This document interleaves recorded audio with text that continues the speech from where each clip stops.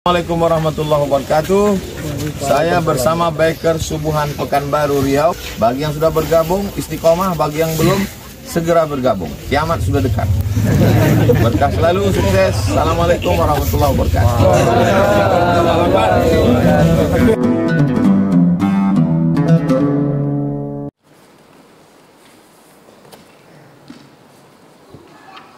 Bagaimana hukum menggunakan jalan raya ketika pesta pernikahan? Ittaquz zulma, jangan kamu zalim. Fa inna zulma zulumatun yaumal qiyamah, karena perbuatan zalim itu adalah menjadi kegelapan pada hari kiamat. Semua perbuatan zalim kita nanti akan dituntut di hadapan Allah. Faman ya'mal mithqala dzarratin khairan, sebesar biji sawi pun akan dituntut. Jangan zalim. Jalan Kamboja ini pemiliknya adalah masyarakat yang tinggal di Jalan Kamboja, dari mulai ujung perumahan dekat pokok sawit sana sampailah ke tepi jalan kubur 2 km. Itulah pemilik. Jadi kalau ada orang menutup jalan, dia mesti minta izin kepada seluruh orang. Kumpulkannya semua orang, habis itu dia tanya, aku mau menikahkan anakku nanti hari Ahad, izinkankah kalian jalan niku tutup? Izin. Ya, kalau tidak nanti dia di akhirat akan dituntut Allah. Itulah gunanya ada RT, ada RW. RT RW karena tak bisa kumpul semua masyarakat. Susunan masyarakat kita ini sudah rapi. Ada RT, ada RW, ada kadus, ada kades, ada lurah, ada camat, perwakilan-perwakilan ini. Atau sebelumnya sudah ada aturan bahwa menikahkan anak boleh dengan menutup jalan, tapi tetap di samping tenda itu ada jalan untuk sepeda motor lewat, mobil supaya menyeberang ke jalan sebelah melalui takzim sunnah. Dibuat aturan-aturan. Dan itu sudah menjadi urf. Cara pengambilan hukum dalam Islamnya ada 10. Quran, hadis, ijma', qiyas, syar'u ma qablana, saddu zara'i, qaulus sahabi, istihsan, istishab. Urf sudah jadi tradisi. Sudah jadi tradisi bahwa di tempat kita menikahkan anak itu memang di jalan. Dari mulai generasi atuh kita, ayah kita, cucunya sudah paham, sudah sama-sama paham lah itu dah. Tapi biasanya tetap dikasih ada jalan setapak untuk lalu, sehingga orang tidak menyumpah. Bayangkan, tak ada pengumuman, tak ada tahu menahu, tak ada informasi, main pancang aja. Nah, mau ngamuk-ngamuk lah. Setiap orang lewat, pengantin setan. Berapa orang lewat sepanjang jalan Kamboja? Mestinya mereka lewat barakallahu lakuma wa baraka alaikuma wa jama'a bainakuma fi khair. Nah, itu tentang menggunakan fasilitas umum, fasilitas umum. Setiap perumahan wajib memberikan fasilitas umum. Nih, developer pembangun perumahan ini memberikan tanah kosong dan masjid. Nah, jadi gunanya tanah kosong, masjid. Mestinya tanah kosong ini bisa dibuat untuk tenda nikah. Tanah kosong ngikut ke masjid, buat tenda nikah. Jadi siapa yang mau menikah, pasang tenda, duit masuk, bayar ke masjid. Kalau di Mesir ada namanya dar munasabat. Dar munasabat itu semacam ruangan, hall, tempat orang, karena orang Mesir tinggalnya di rumah flat, rumah susun. Nah, jadi tak bisa dia nikah tak ada istilah menikah di rumah, enggak ada. Nikahnya itu ya di gedung, sewa gedung, tapi gedung yang biasa, bukan gedung mahal mewah, enggak. Gedung biasa samping masjid, supaya apa? Income, pemasukan ke masjid. Nah, ini bagi yang tidak setuju nikah di jalan mengganggu ketertiban umum, pengurus masjid Muwahhidul Ummah, tolong berpikir untuk membuat gedung pernikahan misalnya. Jadi di masyarakat kalau mau menikahkan anak masuk bayar. Jadi kalau nikah satu minggu ada, satu pekan ada 2 kali, Sabtu Ahad, Sabtu Ahad, Sabtu Ahad, Sabtu Ahad, berarti PT masuk 5 juta, 5, 10, 15, 20, 25, 30, 40 juta. masuk, selesai, masuk. Lengkap lagi dengan IO-nya, belum lagi cateringnya, belum lagi pembawa acaranya, protokolnya, belum lagi korinya, belum lagi kuliah nasihat pernikahan anak. Anda mau menikah, hubungi gedung nikah Muwahhidul Ummah, info panjang. Ingat, jadwal penuh. Kalau tidak nanti macet terus jalan-jalan ditutup, masyarakat komplain, mengamuk, mudarat, hujan, bocor, rusak makeup pengantin.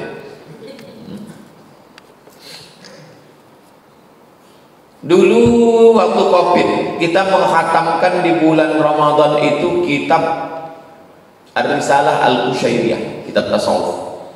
Di dalam kitab itu bercerita tentang orang sholatnya lengkap, puasanya lengkap, zakatnya lengkap, hajinya lengkap, Islamnya bagus, tapi hisabnya lama. Kenapa hisabnya lama di akhirat? Gara-gara waktu undangan kenduri makan daging, dagingnya nyangkut di gigi, tak disediakan pula congkel gigi, nyangkut, tak sabar dia mau pulang ke rumah. Waktu lalu pulang itu ditarikkannya ranting kayu di depan rumah orang. Congkel. Itulah yang membuat dia lama hisabnya di akhirat.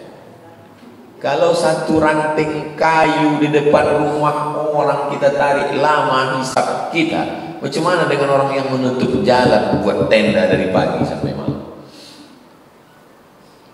Kalau satu ranting kayu depan rumah orang kita ambil membuat hisab kita lama di akhirat, macam mana dengan orang yang memotong hutan Riau 3 juta hektar? Rupanya hutan itu adalah hutan lindung Tesonilo yang sekarang sedang heboh. Kok kamu buka kebun sawit di sini? Ya, kami beli, Pak. Kami bukan memang garap hutan. Dari mana kamu beli? Orang ini hutan ulayat kok. Yang jual siapa? Ini mama. Ini mama yang jual hutan.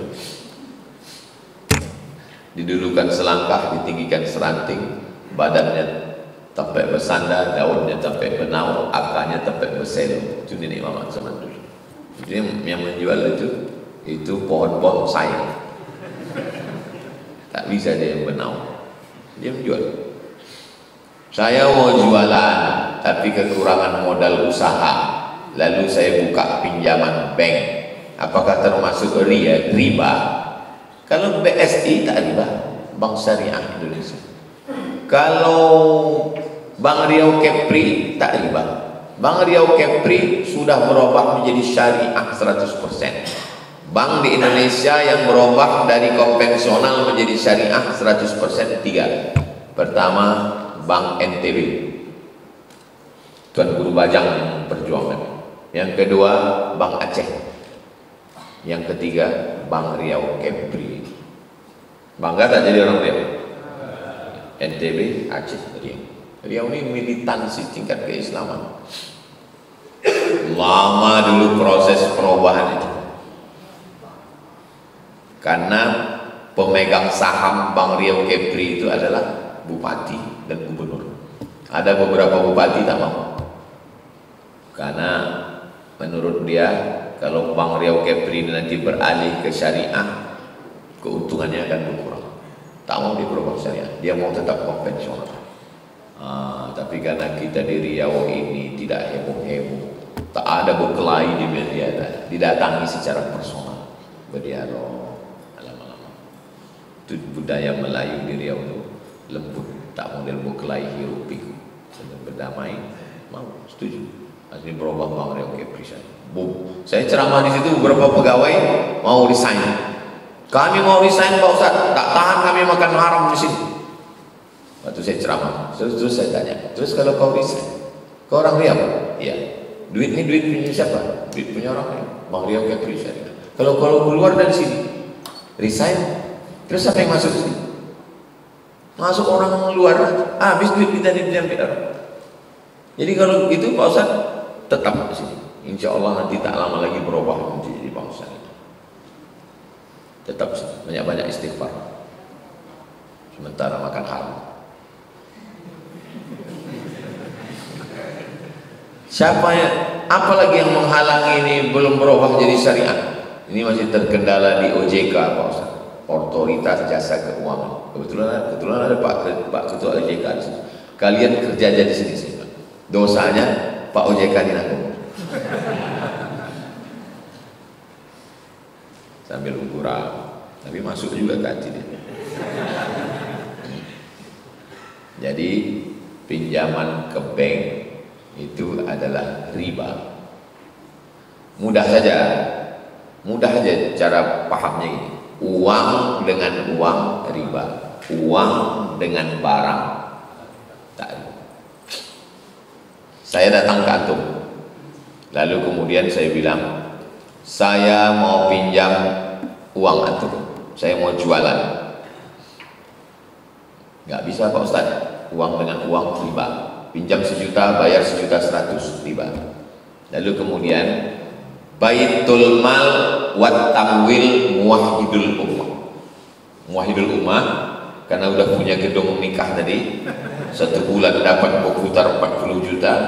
Akhirnya duit tadi bertumpuk, akhirnya buka Baitul Mal. Lantai pertama untuk nikah, lantai 2 Baitul Mal. Jadi yang sudah nikah langsung bisa pinjam modal ke Muwahhidul Ummah. Lalu kemudian datanglah pengantin baru tadi mau pinjam ke Baitul Mal. Kami pinjam duit Pak, nggak bisa, karena ini Baitul Mal Muwahhidul Ummah. Kalau duit dengan duit riba, tapi kalau duit dengan barang tidak riba. Lalu bagaimana caranya biar supaya tidak terjadi duit dengan duit? Maka pengurus Baitul Mal Muwahhidul Ummah bertanya ke pengantin baru yang mau, kau jualan apa? Kami ini Pak jualan kain. Maka Muwahhidul Ummah mengontak jamaah kita yang punya tekstil yang ada di Jalan Sudirman. Jamaah kita, Ustaz, ada link kita yang orang tekstil. Ayo. Nah, ada. Masalah kainnya Pak Ustaz, ya masalah kain berarti kalau saudara kita yang tekstil pakai S Pak Ustaz, ya yang S pun bisa juga. Ustaz, tekstil. Assalamualaikum Pak Tekstil, ya bisa Muwahhidul BMT Muwahhidul Ummah beli kain, bisa. BMT Muwahhidul Ummah membeli kain. Sekarang kainnya punya siapa? Kain punya Muwahhidul Ummah. Muwahhidul Ummah menjual kain kepada konsumen tadi dengan cara cicil, maka lepaslah dia dari riba. Jelas? Mudah-mudahan berdiri nanti BMT Muwahhidul Ummah. Berapa banyak orang sepanjang jalan Kamboja ini yang akan jasa, memanfaatkan jasa BMT Muwahhidul Ummah.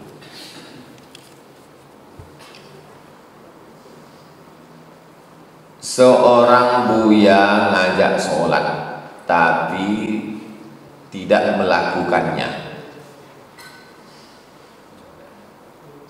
Buya tak sembahyang tapi dia tak melakukannya. Mohon penjelasan.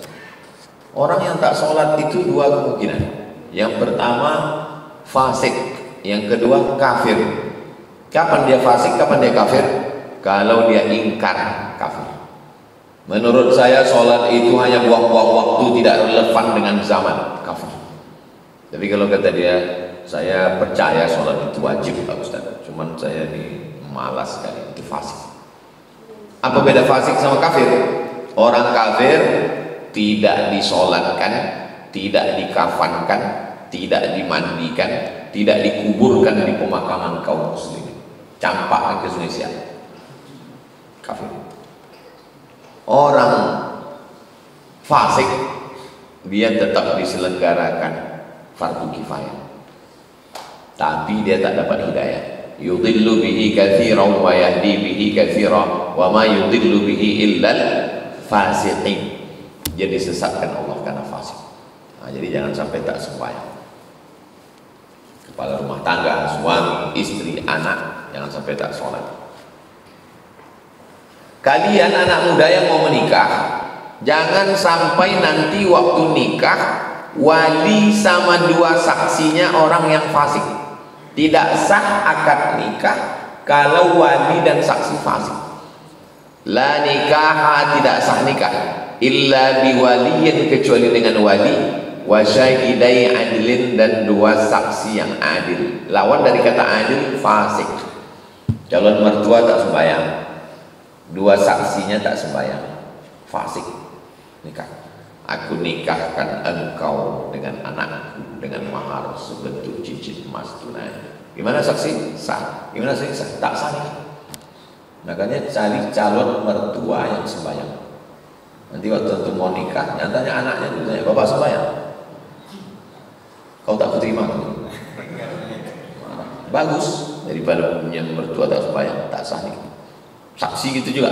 Sekarang berlomba-lomba kalau menikahkan anak saksi pejabat. Tren sekarang. Pejabat, korupsi, tak sembahyang, makan haram. Apa ini? Kalau ada yang tersinggung berarti betul korupsi tak sembahyang. Berlomba-lomba menikahkan anak saksi pejabat. Pejabat. Apa ini? Perhatikan baik-baik tentang saksi. 3 wali, 2 orang saksi, 2 orang laki-laki. Hendaklah orang yang dekat denganku dalam sholat di antara kalian orang dewasa dan berakal. Kenapa orang salafi membolehkan anak yang belum balik masuk sop orang dewasa? Hendaklah di antara kamu orang yang berakal. Maksud hendaklah di situ bukan wajib, anjuran, sebaiknya, seeloknya. Tapi anak kecil masuk ke dalam sop sholat hukumnya boleh, mubah. Kenapa di tempat kita biasanya anak-anak dibuatkan satu sop khusus di belakang? Karena 2 sebab. Yang pertama, karena anak kecil di tempat kita wudunya kadang tak sempurna, sifat-sifatnya aja air.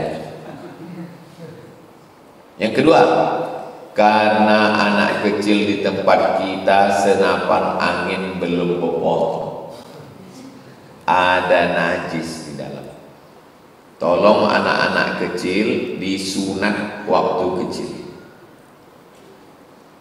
Sayyidina Hasan Husain umur 7 hari. Nabi Muhammad satu riwayat 7 hari. Nabi Isa 8 hari. Kulitnya itu dipotong karena di balik kulit itu banyak najis, kotoran, sakit, infeksi kulit. Bagus disunat waktu kecil. Tak berani saya Pak Ustaz, saya pun tak berani. Anak saya disunat itu tak pernah saya tengok. Saya duduk di luar nunggu selesai. Udah selesai baru dokter ngasih tahu. Masuk Pak Ustaz. Masuk. Baru saya pegang, baru foto. Khitanlah anak Anda. Saya tak berani. Bukan berani. Khitan. Jadi anak kecil. Kalau anak kecil itu sudah berkhitan, tidak membawa najis, dan dia betul wudunya, maka dia boleh di samping bapak. Tapi kalau ragu antara dua, entah berkhitan entah tidak, entah betul wudunya entah tidak, ragu, dakma yaribuka ila ma la yaribuka, hilangkan yang meragukan kepada sesuatu yang tak meragukan. Buat satu baris khusus di atas, barisan pucuk, barisan softtek pucuk. Pas dibuat barisan pucuk, ada sesuatu bapak-bapak yang mau belajar. Apa kenapa di situ? Aku belum sunat juga Pak Ustaz.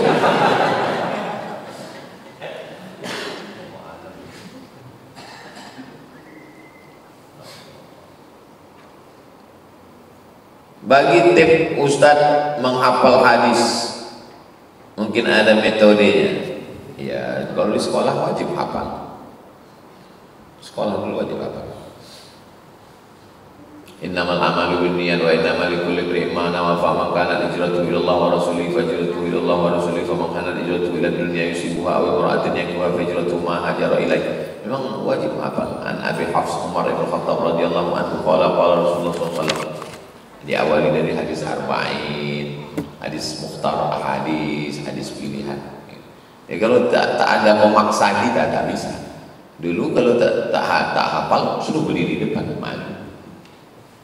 Waktu kuliah gitu juga, kalau tidak dihafal tak bisa menjawab, tak lulus. Sekarang tak ada lagi orang model menghafal begitu. Tak boleh menghukum, tak boleh mukul. Dulu kalau tak hafal batang sapu itu kalau tak hafal tak. Sekarang tak ada batang sapu, tak ada tempen. Jadi memang ya udah begitulah dunia sekarang. Macam mana lagi? Tapi alhamdulillah sekarang ada musabaqah tahfiz hadis. MTQ itu, setiap MTQ pasti ada musabaqah hafalan hadis. Tapi tidak, karena orang yang minat kepada MTQ itu kan tak ramai. Jadi kalau mau bangkitkan lagi semangat menghafal hadis di sekolah-sekolah, di pondok. Barang siapa yang meninggalkan sesuatu karena Allah, maka Allah akan menggantinya dengan yang lebih baik. Apakah ini termasuk meninggalkan hal yang syubhat? Famanittaqas syubhat faqad istabra'a li dinihi wa 'irdihi. Siapa yang meninggalkan syubhat yang samar-samar, yang remang-remang, dia sudah menjaga agamanya dan menjaga harga dirinya. Kalau antum tinggalkan yang syubhat, Allah ganti dengan yang lebih baik. Silakan.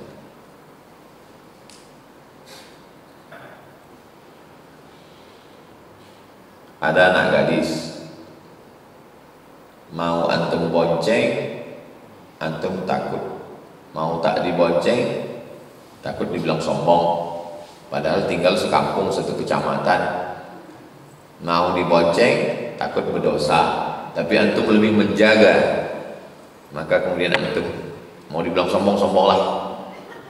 Akhirnya antum bilang, mohon maaf, ini haram. Allah akan ganti dengan yang lebih baik. Saya dikasih orang mobil, sudah penyerahan kunci di Medan.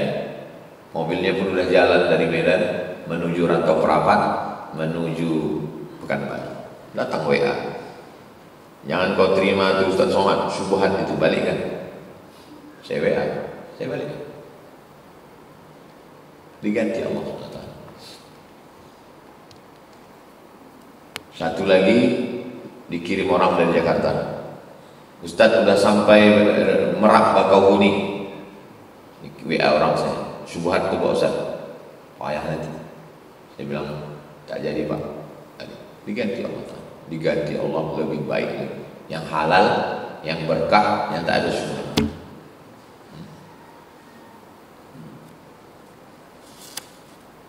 Percaya saya dengan itu, dengan ungkapan yang Anda bilang. Apakah boleh memakan uang dari pendapatan yang syubhat? Kalau antum dapat duit syubhat, jangan untuk makan. Alhamdulillah Pak Ustaz, tak saya makan, saya belikan ke sepatu. Mat'amuhu haram, makanannya haram, jangan belikan ke makanan. Masyrabuhu haram, minumannya haram, jangan belikan ke minuman. Malbasuhu haram, pakaiannya haram, jangan belikan ke pakaian. Wa ghudhiya bil haram, dikasihkan, disuapkan ke orang, anak, bini, jangan kasih makan. Pergi ke Jakarta, naik pesawat Singa terbang, tapi dalam tanda tangan laporan Garuda, beda tiket setengah. PP pergi balik. Acara 3 hari 3 malam, tanda tangan 6 kali, 3 hari 3 malam. Kata panitia, terlalu lama Pak, kita buat sehari semalam. Yang 2 hari itu haram, tiket itu haram. Dibawa balik ke rumah, kasih anak, kasih bini, haram. Jadi gimana? Kalau tak mau ikut, nanti kucilkan kawan. Aku tak ikutlah, digeser kawan, tak saya ikut juga. Ambil kadar yang halal saja. menurut hitungan berapa yang halal? Ambil yang halal. Yang haram tuh antum masukkan ke amplop, antum serahkan ke masalih ammah.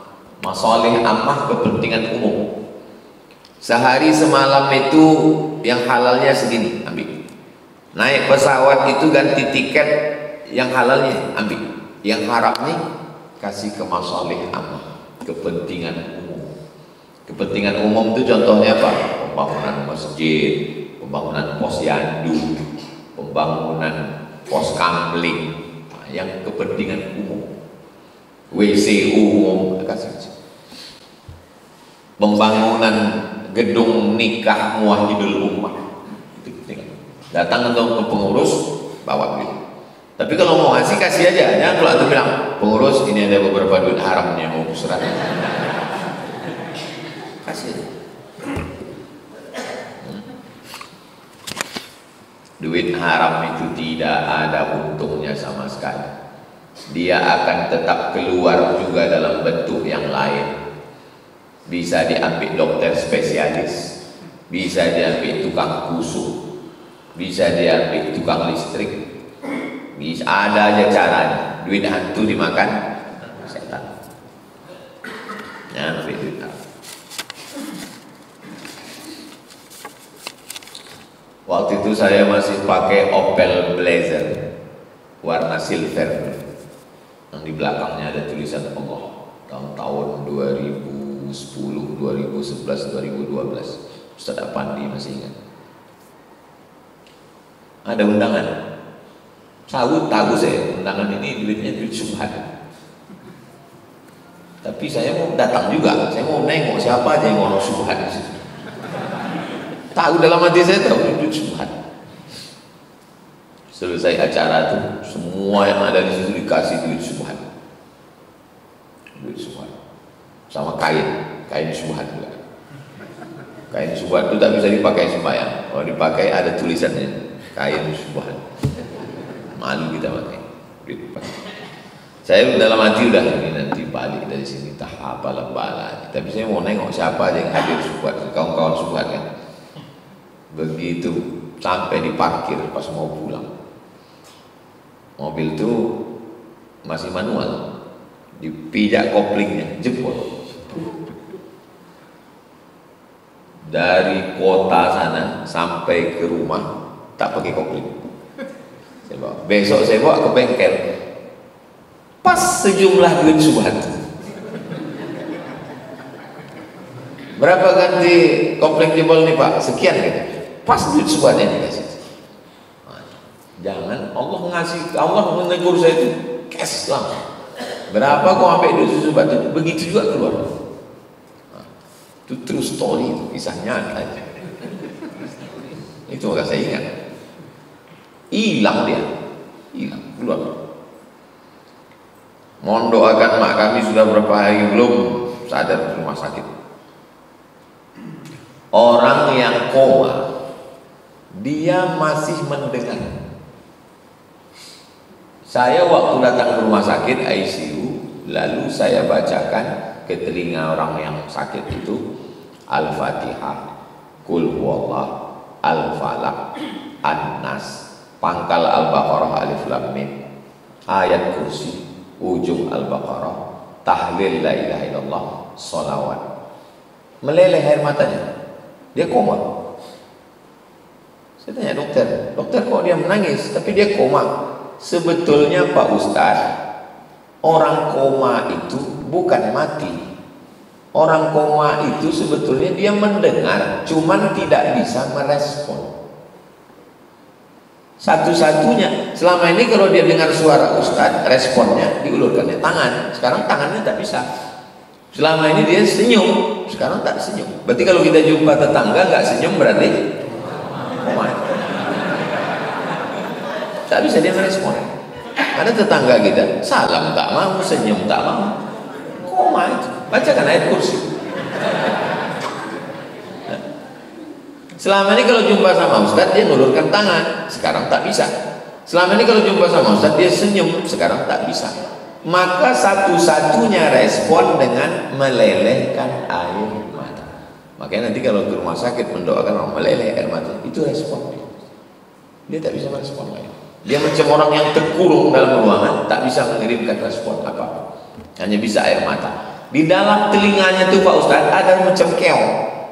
Coba tengok gambar medis, ada macam keong dalam. Keong itu tetap berfungsi sampai kita mati. Dia masih mendengar. Waktu mendengar penjelasan dokter itu, makin yakinlah saya tentang hadis Nabi, laqtinu mautakum, talqinkan orang yang mau sakratul maut la ilaha illallah. Jangan ngomong macam-macam di samping orang koma, karena dia mendengar. Bayangkan sedihnya itu. Ibu punya suami koma, kebetulan ibu sendiri di dalam, ngomong ibu sendiri, mangang tak mati-mati wah. Ibu sangka padahal dia, bayangkan sakitnya hati bapak. Sampai yang khawatir kita sehat dia balik. Itu ngemong dia mungkin senyum tapi hati sudah hancur. Maka jangan cakap. Makanya di samping orang koma itu kalau ada orang yang cakap nyawanya suruh keluar. Negatif energi kalau di sini. Yang ada di situ hanya membacakan Quran, baca pelan. Kalau bisa baca Yasin bagus. Kalau tidak bisa baca yang tadi. Al-Fatihah, Qul Huwallah, Al-Falaq, An-Nas, pangkal Al-Baqarah, ayat kursi, ujung Al-Baqarah, lillahi ma fis samawati, tahlil la ilaha illallah, tutup dengan sholawat.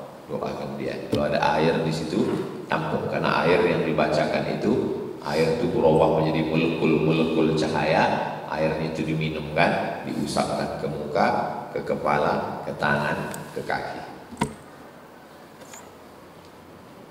Nanti dikirimkan ke orang yang sakit. Kita baca bersama-sama, suara berjamaah lebih baik. Nanti dikirimkan ke jamaah yang sakit. Astaghfirullahaladzim, astaghfirullahaladzim, astaghfirullahaladzim, alladzi la ilaha illa huwal hayyul qayyum wa atubu ilaih. A'udzu billahi minasy syaithanir rajim. Bismillahirrahmanirrahim. Alhamdulillahi rabbil alamin. Arrahmanir rahim. Maliki yaumiddin. Iyyaka na'budu wa iyyaka nasta'in. Ihdinas siratal mustaqim. Siratal ladzina an'amta 'alaihim ghairil maghdubi 'alaihim waladdallin. Amin. Bismillahirrahmanirrahim. Qul huwallahu ahad, Allahus samad, lam yalid wa lam yulad wa lam yakul lahu kufuwan ahad. Bismillahirrahmanirrahim. Qul huwallahu ahad, Allahus samad, lam yalid wa lam yulad wa lam yakul lahu kufuwan ahad. Bismillahirrahmanirrahim. Qul huwallahu ahad, Allahus samad, lam yalid wa lam yulad wa lam yakul lahu kufuwan ahad. Bismillahirrahmanirrahim. Qul a'udzu birabbil falaq, min syarri ma khalaq, wa min syarri ghasiqin idza waqab, wa min syarri naffatsati fil 'uqad, wa min syarri hasidin idza hasad. Bismillahirrahmanirrahim.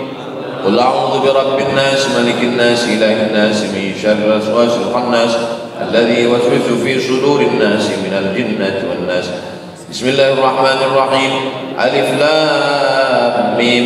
Dzalikal kitabu la raiba fihi hudan lil muttaqin alladzina yu'minuna bil ghaibi wa yuqimuna as-salata wa mimma razaqnahum yunfiqun. والذين يؤمنون بما أنزل إليك وما أنزل من قبلك وبالآخرة هم يوقنون. أولئك على هدى من ربهم وأولئك هم المفلحون. الله لا إله إلا هو الحي القيوم لا تأخذه سنة ولا نوم له ما في السماوات وما في الأرض من ذا الذي يشفع عنده إلا بإذنه يعلم ما بين أيديهم وما خلفهم ولا يحيطون بشيء من علمه إلا بما شاء وسع كرسيه السماوات والأرض ولا يؤوده حفظهما وهو العلي العظيم.